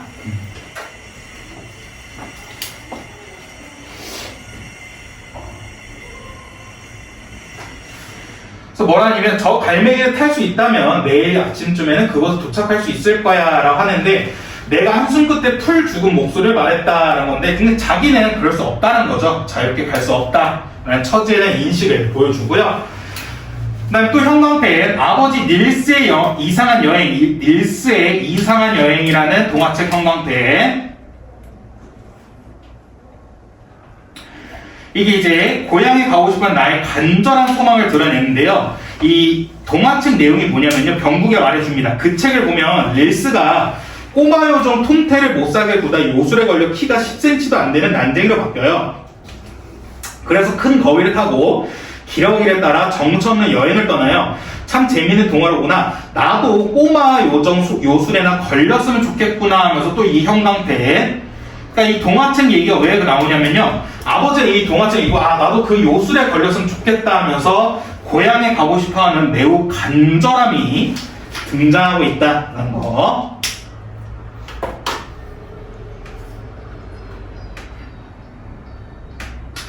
또 뭐라 하냐면, 이게 요술이 동화가 아니면 얼마나 좋을까라는 건데, 이게 무슨 말이냐면 현실적으로 힘들다는 겁니다. 현실적으로 통일이 어려운 것을 아버지는 알고 있는 겁니다. 왜냐하면 동화 같은 요소가 아닌 이상 통일이 되지 않고 자기가 북한 다시 고향으로 갈 수 없기 때문에, 그래서 동화가 아니면 얼마나 좋을까, 동화가 아닌 이상 그게 현실적으로는 불가능하다 해서 현실적으로는 통일이 어려운 상황에 대해서 얘기하고 있고요.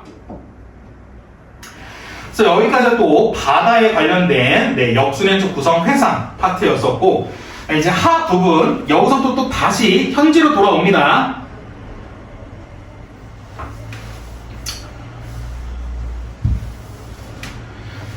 그래서 이 대장을 만나게 되는데, 대장이 뭐라냐면 저는 윤영구라고 합니다. 앉으시지요 하면서 윤소령이 나를 회의용 책상에 안내해서 의자를 보냈다. 그는 호인다운 인상의 목소리가 시원시원했답니다. 그러니까 이렇게 이걸 통해서 뭘 알 수 있냐면, 이 대장의 외양, 겉모습을 묘사함으로써 이 사람에 대한 성품을 짐작할 수 있는 거죠.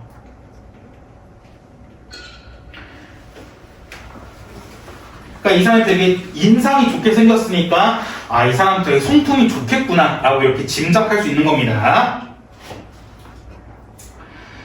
그래서 뭐라 하냐면, 자식놈과 얘기해보면 아시겠지만 천성이 착한 놈이다 해가지고 의도적으로는 거기에 들어간 게 아닐 것이다, 그러니까 실수로 들어간 것이 없을 거다 라고 얘기하고 있고요.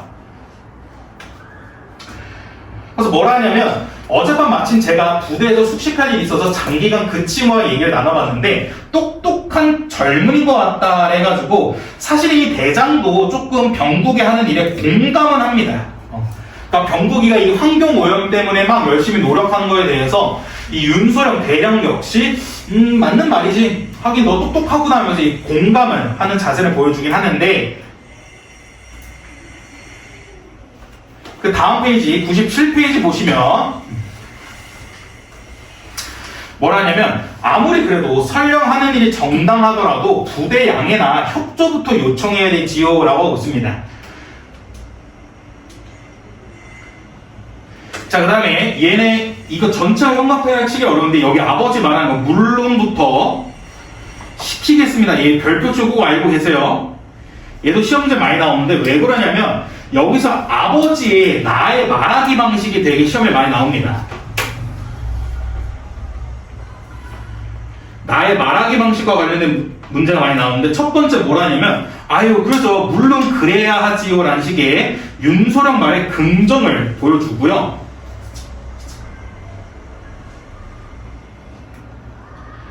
그 다음에 모르는 사이에 월경했겠지요. 어떻게 한번 용서를 해주십시오. 제가 주의를 단단히 시키겠습니다. 라고 얘기하면서 어떻게 하냐면 첫 번째 윤소령 말에 긍정을 먼저 보여주고요. 그 다음에 자신의 자식 병국이를 두둔합니다. 그러니까 일부러 그렇게 한 게 아닐 겁니다. 라고 얘기하고 맨 마지막 용서해 주십시오. 주의 단단히 시키겠습니다. 이해와 선처를 구하고 있다. 라는 거. 그래서 여기 파트 꼭 알고 계세요. 여기 아버지 나의 말하기 방식과 관련된 문제가 자주 나오거든요. 첫 번째 윤소령 말에 긍정을 하고 나서 모르는 사이에 월경했겠지요. 자신의 자식 병국이를 두둔하고요. 마지막 어떻게 하면 용서해 주십시오. 주의를 단단히 시키겠다. 이해와 선처를 구하는 모습으로 마무리하고 있습니다. 오케이. 자, 그 다음 페이지. 자, 여러분들 거의 다 왔습니다. 이제 마지막 페이지요. 마지막 페이지. 자, 98페이지 보시면 거 부분 윤소령은 신상 문제는 언급하지 않았다고 합니다. 신상 문제를 언급하지 않았다는 것 자체가 뭐냐면 선처해주겠다 이겁니다. 그러니까 법적으로 처벌하지 않겠다는 겁니다. 그러니까 신상 문제가 그 사람에 대해서 좀 조사를 다 하는 건데 굳이 그렇게 조사할 필요는 없다는 겁니다. 왜냐하면 법적으로 처벌할 생각이 없기 때문에 신상 문제를 언급하지 않았다 하고 있고요. 그 다음에 또 뭐라 하냐면 아까 제가 말씀드린 이거는 울산이었구나. 울산 삼척지구 무장공비 출연으로 그들이 저질 만행의 예를 들었다 해가지고 좀 이 윤소령 입장에서 어쩔 수 없이 직업이 군인이다 보니까 안보 이데올로기를 강조하면서 국가 보안과 경비를 중시하는 가치관을 보여준 게 바로 윤소령입니다. 그래서 윤소령 역시 이 병국에게 공감은 하고 있지만 이 사람 입장에서는 국가 안보, 보안을 좀 더 중시하는 가치관이다 보니까 이제 이렇게 얘기를 했고요. 또 계속해서 얘기한 게 보안과 경비가 얼마나 중요한지를 강조하였다 해서 여기서도 시대적 배경을 알 수 있죠.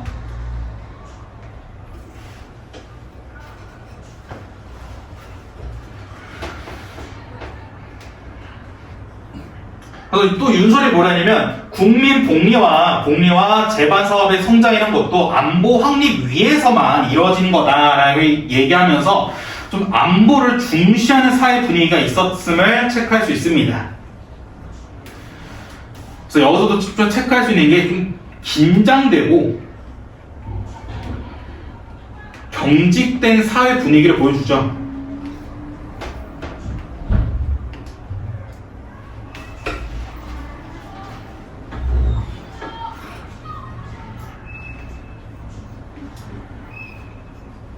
그 다음에 김병국을 이제 불러오는데 이 병국의 외양묘사 어떠냐면 떼꾸가 지금 꾀째째한 그의 몰골이 중병 환자 같았다. 점포와 검정가죽의 뻘투성이어서 하수도 공사를 하도 나온 듯했다. 병국은 움푹 꺼진 동태눈으로 나를 쳐다보았다 해서 병국의 외양 묘사를 통해서 병국의 상황과 내면을 보여주는 겁니다. 병국이도 되게 힘들겠죠.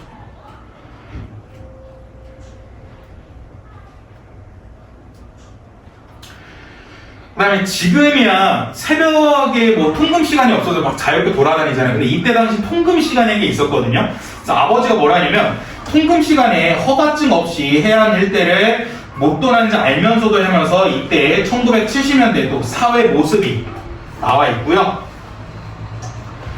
근데 이렇게 화를 일부러 내는 이유가 뭐냐면요. 좀 윤소령을 의식해서 일부러 화를 내는 겁니다. 왜냐 아까 주의를 주겠다, 단단히 주의를 주겠다 했기 때문에 그래서 일부러 화를 내는데 이 아버지 입장에서 병국에 대한 안타까움과 연민이 좀 크겠죠. 그래서 병국이 말하는 게 갑자기 세도로 집단이 죽어서 그 이유를 찾아보려는 게 하면서 그래서 여기서 체크할 수 있는 게 나의 이유 예상한 게 적중한 거죠. 얘가 진짜 나쁜 짓을 하려는 게 아니라 환경 오염과 관련된 일을 하려고 했다는 거.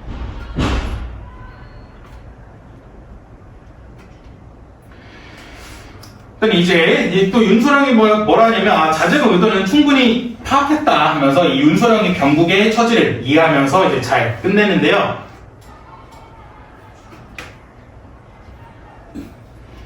근데 얘네가 이제 나름 좀 점심쯤에 갔었거든요. 점심에 가서 이제 좀 금방 풀려날 줄 알았는데 얘네가 밤 12시에 나옵니다. 왜냐면 엄청 좀 까다로웠기 때문에. 그래서 뭐라 하냐면 뭐 각서의 연대 보증을 쓰고 뭐 했기 때문에 좀 까다로운 절차를 통해서 나오게 되었다라는 것도 체크할 수 있고요. 이것도 내용일치 문제 나왔습니다. 병국과 아버지가 그냥 손쉬운 절차를 통해 나왔다. 이게 아니라 좀 까다로운 절차를 통해서 나온 모습을 나타내고 있고요. 자, 그 다음에 너분 보시면 죽은 셈 뭐하게 라고 얘기하는데 그러니까 병국이 하는 일에 관심을 보여주면서 나 역시 환경오염에 문제의식이 있는 모습을 보여줍니다.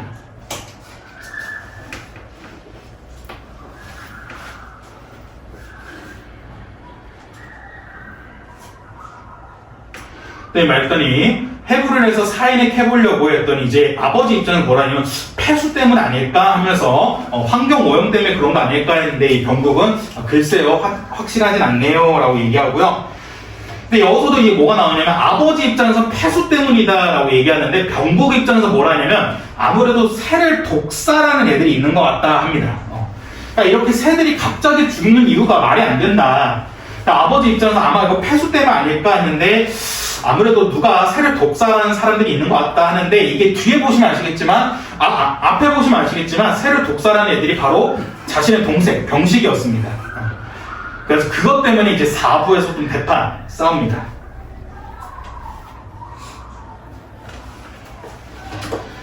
자, 그 다음에 99페이지 마지막 페이지입니다. 도요새 마지막 페이지. 또 뭐란데 이제 새를 죽이는 사람도 있는 것 같다 했는데 아버지는 뭐라 하냐면 아니야 물 때문이야 폐수 때문이야 하면서 이거는 이제 강물이 아니고 동물이다 라고 하면서 이곳에서 새떼가 자취를 감추게 될 거다 라고 얘기하면서 병국과 달리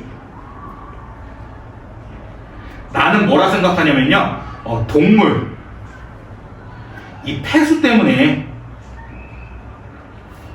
폐사의 원인이다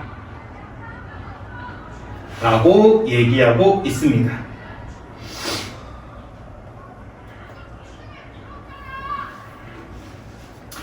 자, 그래서 맨 마지막 이 뒷부분 줄거를 보시면 병국은 철새의 주운과 병식이 하는 일이 관련이 있으면 알게 되지만 아무런 문제의식 갖지 못하는 병식과 다툰 뒤 바다로 가는 버스에 오른다. 병국은 버스에서 내려 술집을 지나가다가 통일을 기다리는 아버지의 말을 듣지만 자신의 존재가 도움이 되지 못한다는 생각으로 지나쳐버린다. 그리고 비상하는 도요새를 바라보다가 따라가다 놓치고 만다 해가지고 여기서 체크할 수 있는 게 바로 도요새는 병국에게 정신적 자유, 지켜야 할 생명을 상징한다는 것을 체크할 수 있습니다. 오케이. 자, 그 다음에 마지막 이것도 형광펜 이 글에서 다루고 있는 주제. 아버지 시각에서는 이제 실향민의 아픔과 슬픔에 대해서 얘기를 하고 있고요. 그래서 이 남북의 분단 현실에 대한 작가의 비판 의식을 드러내고 있는 게 아버지 입장에서의 주제고 병국 입장에서 주제는 뭐냐면 성장 우선 정책, 인간 중심의 개발로 인해 자연과 환경이 훼손되는 작가의 비판 의식을 얘기하고 있다는 겁니다.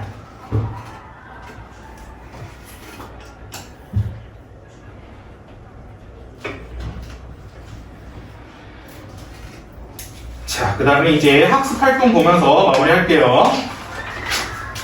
자, 그 다음에 101페이지 넘어가시면요. 101페이지는 우리 앞에서 봤던 그겁니다. 새가 의미하는 의미는 건데, 아버지 입장에서는, 네, 남북으로 인한 사람들의 아픔과 슬픔에 대해서 얘기하고 있고요. 병국 입장에서는 희생물, 이런 것을 체크할 수 있고요. 자, 그 다음 페이지 넘어가셔서 103페이지입니다. 일단은 여러분 학교 프린트가 어떻게 나올지 모르겠는데 제 개인적인 생각은 일단 학교 프린트가 나오게 된다면 도요새에 관한 명상 뭐 4부라든지 2부가 아마 또 시험 범위가 더 추가돼서 나올 수도 있을 것 같고요. 아니면 시험 범위가 더 이제 나오게 된다면 여기 103페이지에는 허생전 파트가 좀 더 길게 해서 나오지 않을까.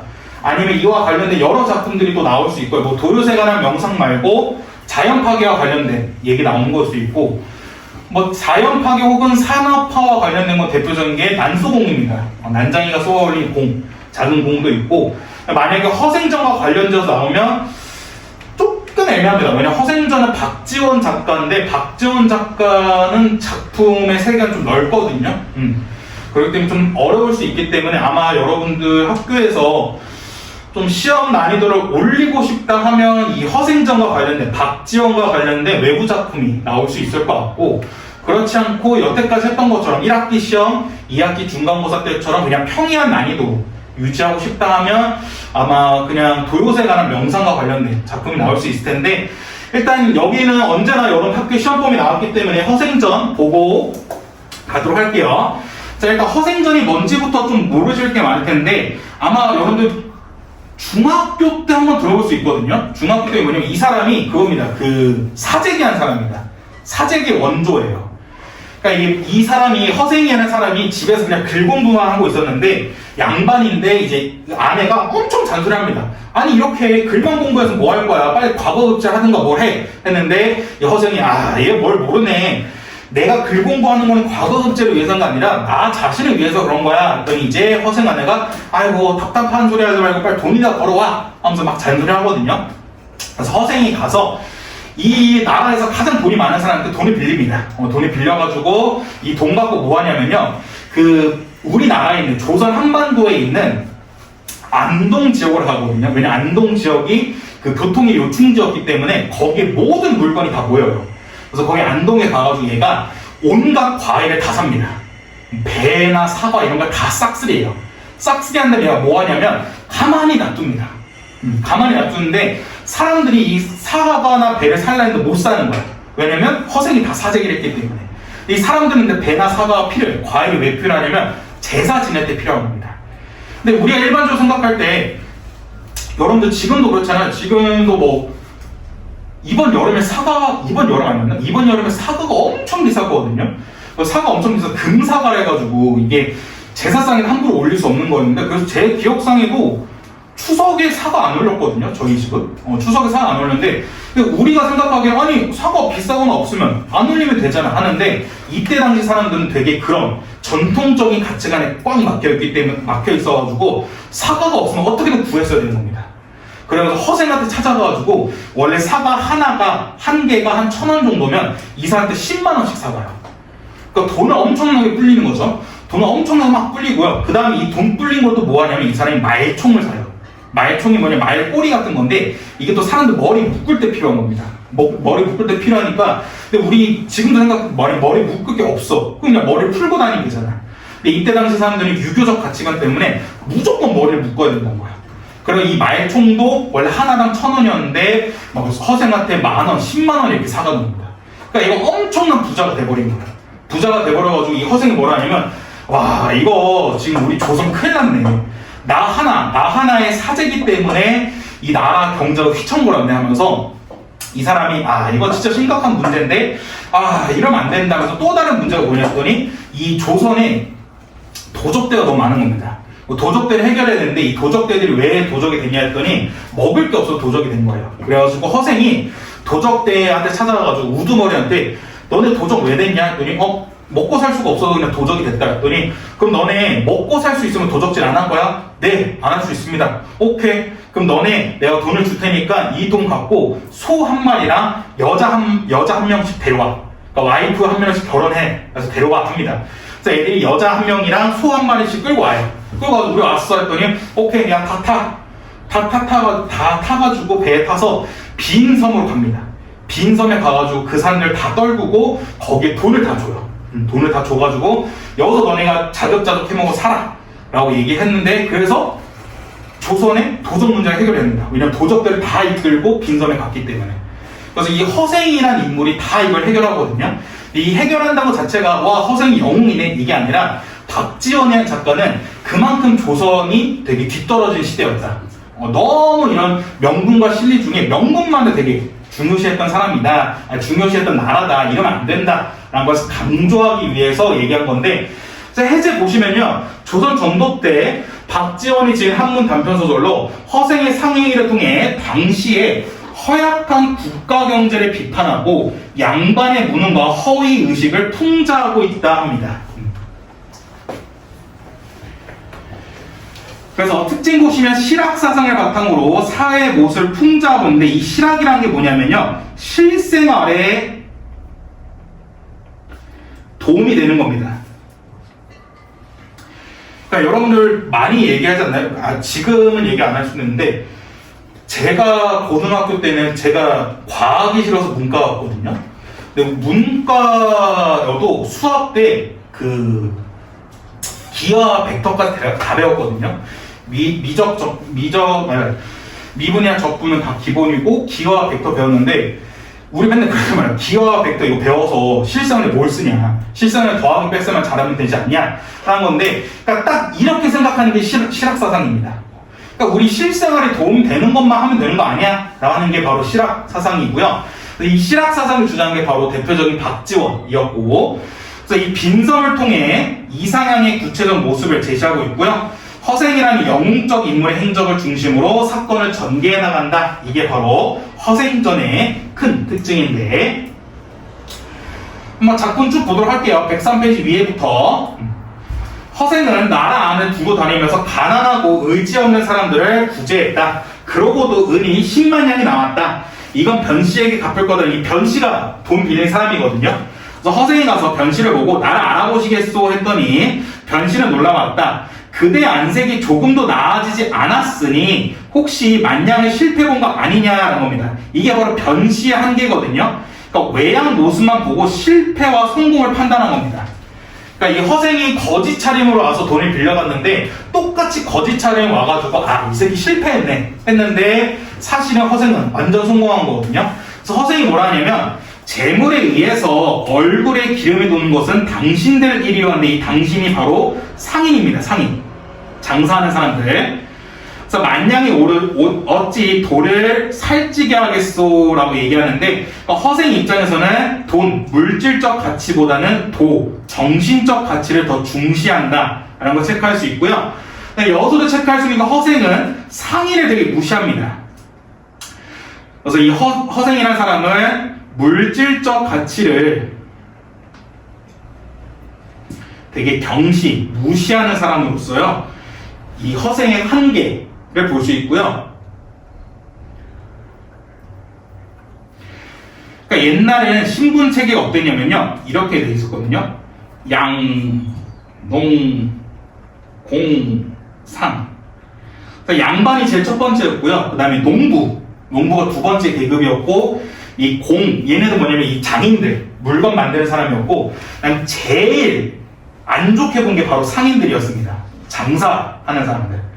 그러니까 나쁜 말은 장사치라 했는데, 그러니까 이 조선시대 때는 이 장사치라 해서 상인 계급을 되게 안 좋게 생각했어요. 왜냐면 돈밖에 모르는 애들이다 해가지고 엄청 안 좋게 됐고요. 이게 어느 정도냐면 조선시대 때는 그 소위 말해서 백정이라잖아요. 백정이 이제 그 정육점 하시는 분들인데, 이 백정을 엄청나게 안 좋게 봤거든요. 제가 짐승만도 못하게 봤는데 거의 백정만큼 안 좋게 본 게 바로 상인들이었습니다. 근데 여기 역시 똑같이 허생 역시 그런 상인들을 무시하는 모습을 보여주고요. 그래서 10만 냥을 변식에 내놓았다. 내가 하루아침에 주림을 견디지 못하고 그릴 길을 궁도에 패러 말았으나 당신에게 만냥을 빌렸던 것을 부끄럽게 생각한다는 겁니다. 그러니까 너한테 돈 이렇게 빌려서 한 거 나 되게 부끄러워해서 허생의 가치관을 체크할 수 있고요. 변신의 배경에서 일어나 절하고 사양한답니다. 그러니까 이제 허생의 비범함을 깨닫게 된 거죠.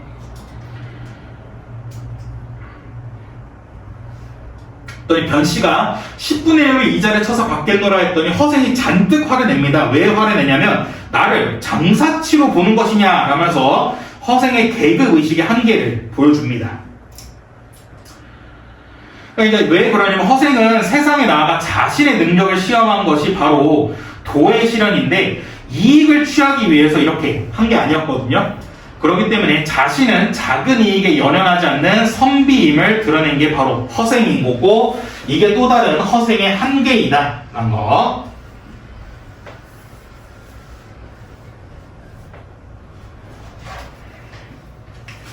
자, 그 다음에 104페이지를 먼저 보시면 104페이지는 허생의 처라는 작품이 있습니다. 이건 패러디거든요. 그러니까 이 허생저는 허생의 입장에서 얘기한 건데, 허생의 처는 허생의 아내의 입장에서 얘기한 겁니다. 그래서 한번 해제부터 보시면요, 허생의 처를 주인공으로 하여가지고 아내를 생각하지 않고 경제 세제만을 이상만을 추구하는 허생의 가부장적이고 봉건적인 성격을 비판하는 패러디 소설입니다.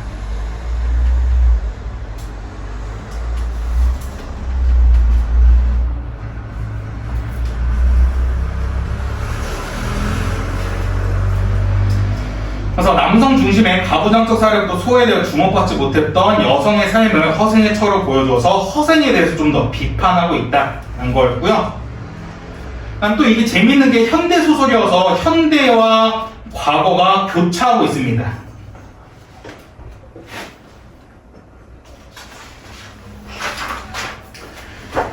자, 그래서 다시 앞에 103페이지를 봐서 허생의 처 작품 나부터 보시면요, 당신은 밤낮없이 글을 읽는데 과거에 응시하지 않으면 어찌 된 거냐. 이 남편 허생인데 공부가 미숙한 때문이다 했더니 아내가 그럼 장사라도 하여 먹고 살아야지요 하면서 이 아내의 입장은 정신적 가치보다는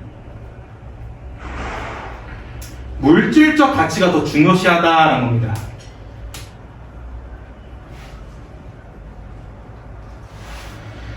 일단 장사는 미천이 없는데 어찌하겠어. 그럼 공장이 하는 일을 해야 되지 않냐. 이게 공장이 이제 장인인데, 공장은 기술이 없어서 안 된다 했더니 뭐라 했냐면, 당신은 주야로 독서하더니 배운 것이 고작 어찌하게서 타령입니까? 사람은 생명이 있음 다해야 무엇이든 할 수 있는 법인데, 이제는 우리가 굶어 죽을 지경에 이르렀으니 무슨 도리를 차리셔야 됩니까? 해서, 그러니까 여기서 이제 아내 입장에서 뭐 얘기냐면, 너의 이상적인 학문과 명분보다는 실용적인 가치가 더 중요하지 않냐라고 얘기하고 있습니다.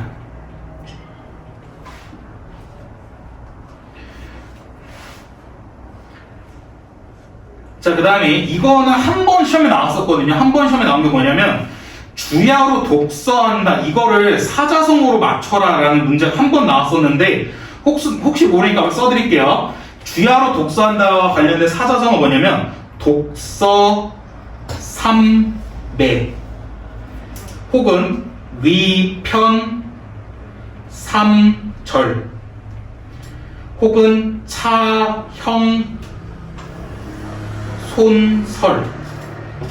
근데 이게 시험에 한 번 나왔었습니다.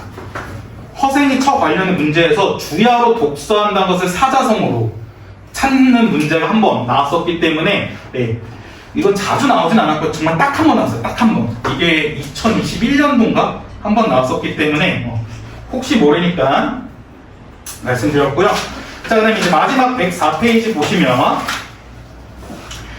뭐라 하냐면, 대체 무엇을 위해 독서를 하냐. 그러니까 아내 입장에서 남편이 경제적 무능을 감추기 위한 핑계로밖에 안 보인다는 겁니다. 하면서 이제 집을 나가 돌아오지 않았다 하고 있는데, 여기 이제 맨 마지막 파트에서는 이제 이 허생의 속마음을 보여주는데, 사람들은 남편은 뛰어난 인재라 한다, 능히 천하를 경영할 재주가 있다고 하는 이도 있다. 그러나 남편이 죽는지 사는지 아내가 모르고, 아내가 죽는지 사는지 남편이 몰라야만 뛰어난 인재가 되는 거라면, 그 뛰어난 인재라면 분명 이 세상에서 쓸모없는 존재가 될 것이다 라는 겁니다. 그래서 여기서 말하고 싶은 게 뭐냐면, 이 허생의 처에서 말하고 싶은 게 남성 중심의 가부장적 가치관을 비판하고 있고요.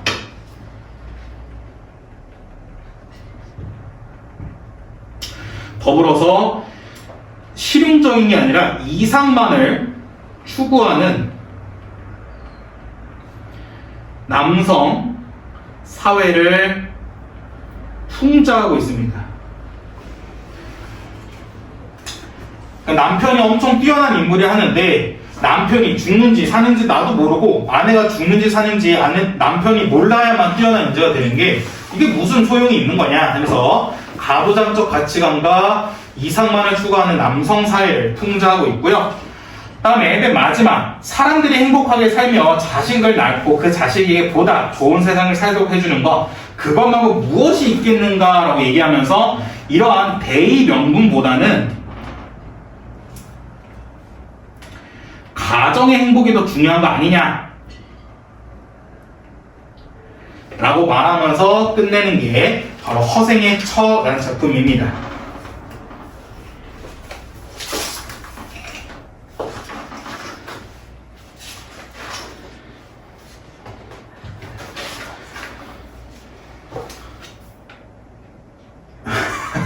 이게 진짜 내가 기분이 그래서 뭔가 너네도 되게 기분이 안 좋아 보여서 괜찮죠? 괜찮죠? 근데 더군다나 제가 아까 말씀드렸던 것처럼 수업에 집중을 못 할까봐 그런 거였는데 괜찮으시죠?